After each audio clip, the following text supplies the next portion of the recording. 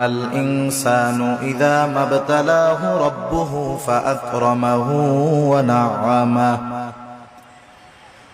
আল্লাহ রাব্বুল আলামিন বলেন, ফাআম্মাল ইনসানু ইযা মাবতালাহু রাব্বুহু, মানুষকে যখন তার রব পরীক্ষা করার জন্য ফাআকরামাহু ওয়া না'আমাহু, তাকে সম্মান দেয় আর সম্মান দেয়, সম্পদের মালিক বানায়া দেয়।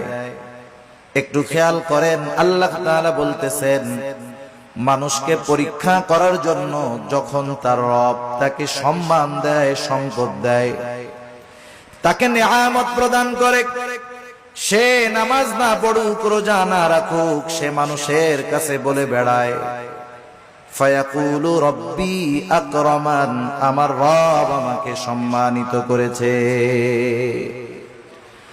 আল্লাহ তাআলা বললেন, আমি মানুষকে সম্মান, সম্পদ, নেয়ামত পরীক্ষা করার জন্য দেই, আর মানুষ এটাকে পরীক্ষা না মনে করে সে বলে আমার রব আমাকে সম্মানিত করেছেন। প্রথমত একটা জিনিস আমাদের ক্ষেত্রে ক্লিয়ার হওয়ার প্রয়োজন, আল্লাহ তাআলা শুধু অভাব, কষ্ট, দুরবস্থা দিয়ে মানুষের পরীক্ষা নেন বিষয়টা এমন নয়, বরং সম্পদ, সম্মান দিয়েও আল্লাহ তাআলা পরীক্ষা নেয়।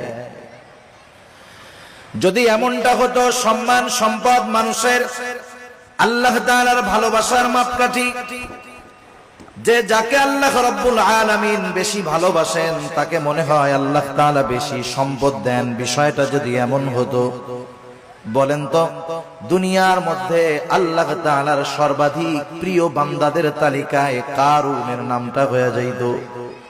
কারুন তো পৃথিবীর অন্যতম বড় এক ধনী ছিল।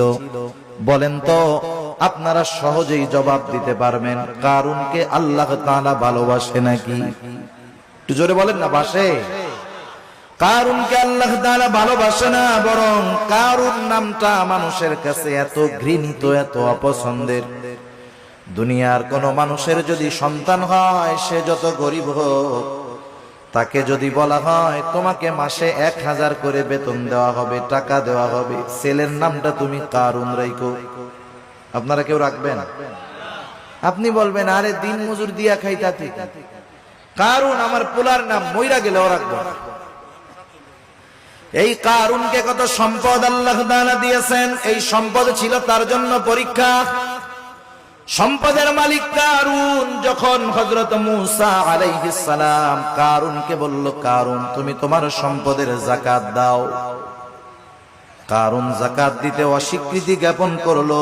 শুধু তাই না, সে মূসা আলাইহিস সালামকে অপমান, অপদস্থ করার জন্য, অপবাদ দেওয়ার জন্য একজন খারাপ মহিলাকে সে ভাড়া করলো, শিখায় দিল তুমি মানুষের সামনে বলবা মূসা আলাইহিস সালাম আমার সাথে জিনা করেছে, অপকর্মে লিপ্ত হয়েছে।